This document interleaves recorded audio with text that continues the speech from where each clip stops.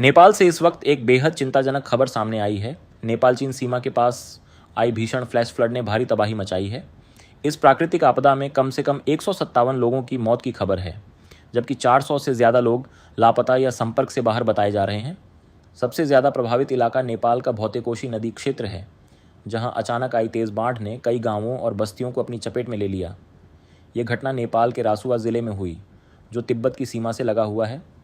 बुधवार सुबह अचानक आई बाढ़ ने देखते ही देखते भारी तबाही मचा दी। स्थानीय प्रशासन के मुताबिक बाढ़ का पानी इतना तेज़ था कि कई सड़कें और पुल क्षतिग्रस्त हो गए। करीब 19 मोटरेबल पुलों और लगभग 40 किलोमीटर सड़कों को नुकसान पहुंचने की जानकारी सामने आई है। कई इलाकों में संचार व्यवस्था भी प्रभावित हुई है। बिजली, दूरसंचार और हाइड्रो पावर से जुड़ी कई परियोजनाओं पर भी इस आपदा का असर पड़ा है।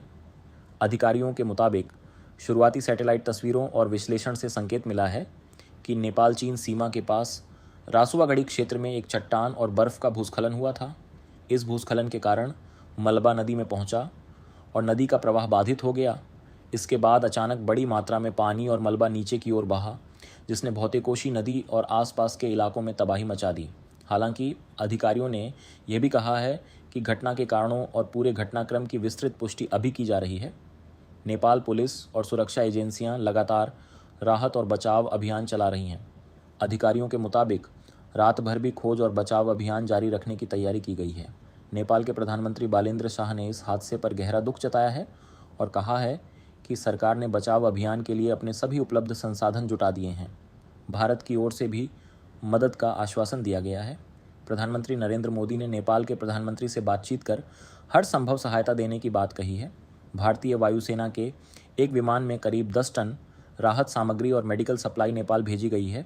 ज़रूरत पड़ने पर अतिरिक्त विमानों को भी राहत और बचाव अभियान के लिए तैयार रखा गया है। विशेषज्ञों का कहना है कि इस तरह की अत्यधिक बारिश और अचानक आने वाली बाढ़ की घटनाएं हिमालयी क्षेत्र में बढ़ती चिंता का विषय हैं। जलवायु परिवर्तन, बदलते मौसम और पहाड़ी क्षेत्रों में बढ़ता निर्माण कार्य इन आपदाओं के जोखिम को और गंभीर बना सकता है। फिलहाल सबसे बड़ी चुनौती है लापता लोगों की तलाश, प्रभावित परिवारों तक राहत पहुंचाना और क्षतिग्रस्त बुनियादी ढांचे को बहाल करना। नेपाल में जारी इस त्रासदी के बीच राहत और बचाव दल पूरी तरह सक्रिय हैं। आने वाले घंटों में लापता लोगों और नुकसान से जुड़ी तस्वीर और स्पष्ट होने की उम्मीद है। आप देख रहे हैं हमारी विशेष खबर। नेपाल की इस भीषण प्राकृतिक आपदा से जुड़ी हर महत्वपूर्ण अपडेट के लिए हमारे साथ बने रहिए।